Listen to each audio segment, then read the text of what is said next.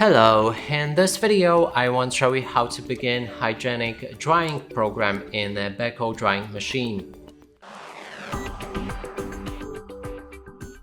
To do this, first we'll need to pick the program, and this one is located right here.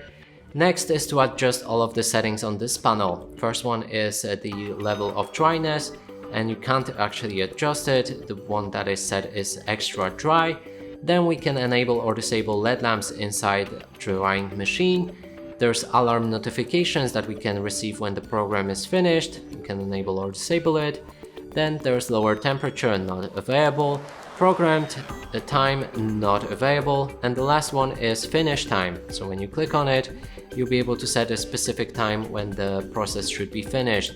That means when it's set to 4 hours and you return after 4 hours, the program will exactly then finish it. And that's it for this video. Hope you like it. Please consider subscribing to our channel, leave a like and a comment below.